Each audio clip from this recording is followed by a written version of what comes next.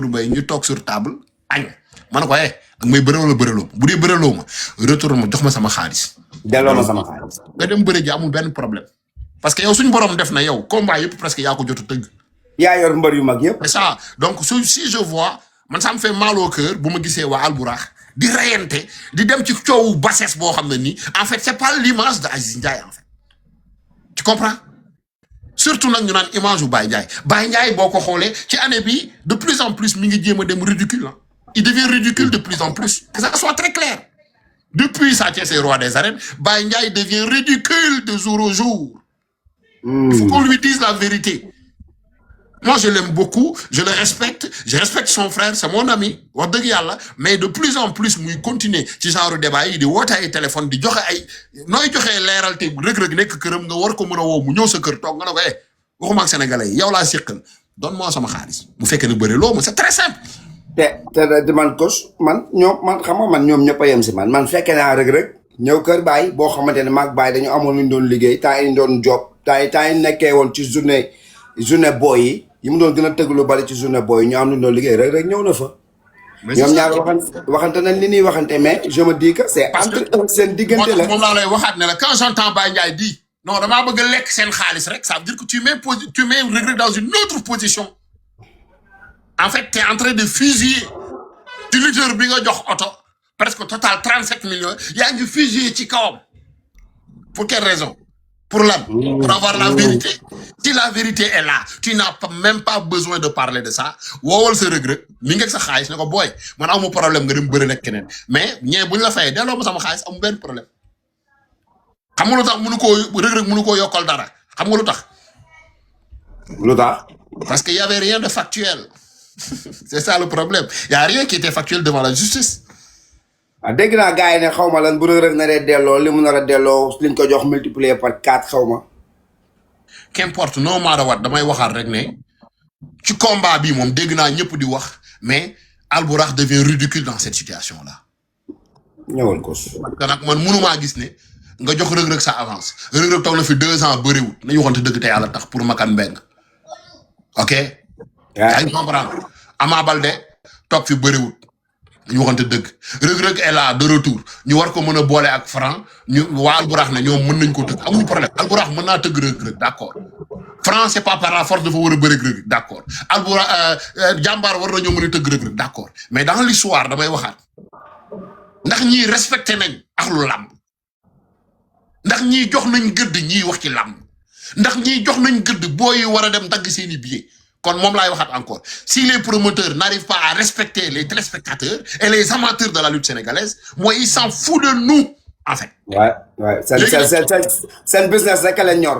léegi nag bu dee seen business nag moo leen ñor boo tëjoo ci nekk wax ak mbër la ngay wax ñu jaaree ci ginnaaw génn ay xaalis waa penc bi soxlawuñ koo xam gérer sa problème il faut qu'on arrive à arrêter de monter les uns sur les autres. Surtout débat wu millionnaire yoonu baadoolo bu mënut a def 100 000 francs yoonam nekku ci kon dans ce cas là ils ont qu'à se ressaisir xam ne bu ñuy wax ay kilifay làmb mënoo cee génne Aziz Ndiaye mënoo cee génne Alburax mënoo cee génne ni ko waxee sax Mansour mënoo cee génne ñoom Makan mais ñoom ñoo war a nekk ay personnes yu mature ay gentleman game bi yëpp ay coow rek la réalité a nekk lu factuel nga war a teg ci kaw table bi li nga seq ak mbër mi seq koog mbër mi bu naree dem feneen nga yóbbu ko ci justice c'est très simple justice gérer loolu affaire yi jeex tàkk.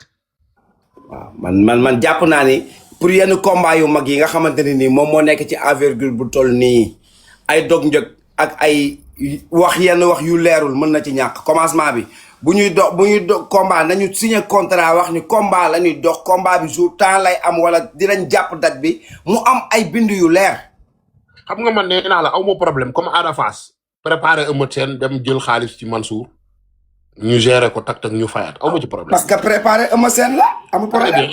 aw ma ci problème même bu fekkee ne ko danaa la bëreel sax finalement bëreelu ko.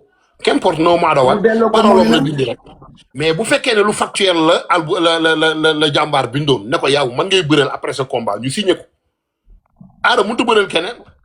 dëgg la bien sûr mais moo tax ma ne la promoteurs yi ñoom ñoo war a doon ay professionnels ci seeni bind. léegi coach. promoteur bi moom moo jox xaalis bi mbër mi.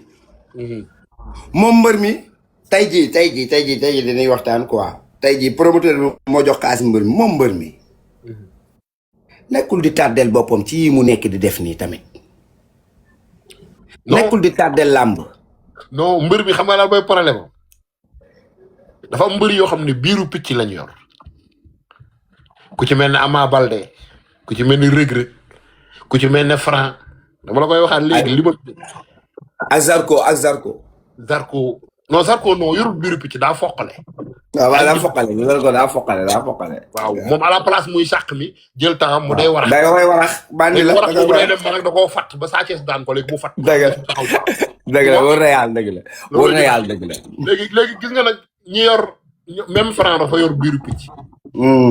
waaw pour wax la ne la on peut gagner de l'argent mais pas en court terme un plan qui va réussir en tant qu'un athlète ça se met en long terme parce que boo xoolee li nga passé mbapat li nga bëree mbapat di bëgg finaalu ñaata jël ñaata daan nga daan te mosoo am 5 millions yu dëgër te da nga doon ndaw yi pour benn 2 millions dañu waxante dëgg tu te tues pour un 2 millions mise 2 millions benn nag nga ci rey sa bopp pour doon final quand on arrive bañ naan la 50 millions la soirée mais looy pressé di jël ñaari avance pour quelle raison. waaw tu as le temps de tu peux waaw mën nga jël sa temps de bien bi laay dëgg la tu devais combattre 10 lutteurs pour avoir tu devais combattre 15 lutteurs pour avoir 10 millions ci benn soirée. 10 millions ci benn soirée. ñun la tey tu as 50 millions avance. waaw ci benn combat. waaw. ci digganteeg benn nit. waaye bi laay dëgg la coach. bi laay dëgg la ma lay wax ne la biiru picc. léegi nag qu'est-ce qui arrive ci biiru picc bi. qu'est-ce qui arrive coach. promoteur bi ñëw na defal ma lu kenn musta def jox ma dog njëkk 30 millions. ma ne waaye yow. xaaral ma laal ci benn oto bu ndaw. waaw. voilà. damay dem Mbuur nii xam nga. waaye wàcc ak oto bi gars yi seen ma dem village gars yi seen ma ñëw biiru picc gi commencé. jaam ak moom. mooy yaa ngi gaaw a suur. te mu leer na la 30 millions yi lay jox njëkk barki salaatul ala nabi tu vaux mieux que ça mën ngaa xëy ñu indi la avant 100 millions nga téye. boo xalaatee sa carrière. mais si tu es au courant xam naa ne tu es au courant si tu es au courant de ce qui se passe en ce moment ak li ñu proposé tu sais que li ngay wax ni moo am soo jëlul woon am dog njëkk bële en ce moment nii li ñu la proposé ci cachet ba pare war la ko jox ci avance yow tey doo amel kenn bor da ngay nekk à l'aise. mooy biiru picc moo tax ma naan la patience. Ça n'a pas juste été demandé quand tu es jeune. La patience dafa la war a suivre tout le long de ta vie. Toute ta vie. Parce que la patience c'est le remède de l'être humain. Ama Baldé a signé 2 contrats pour Albourakh. Il a mottali na benn bi face à contre Franc. mu des beneen contrôleur rek coow li bari na ci diggante bi li ko fi dal ak yëpp gis nga. tey jii mbaaloo mi ngi am ci diggante Reug Reug Ama lay bëreel wala Reug Reug Franc lay bëreel les amateurs de lutte am na fu ñu taxawee ci Ama warul bëreeg Reug Reug parce que yow yaa ma gën a xam léegi Ama Baldé dans tout ça. Bah, Ama Baldé il a toujours été le perdant depuis sa naissance. mais quand est-ce qu'il va gagner?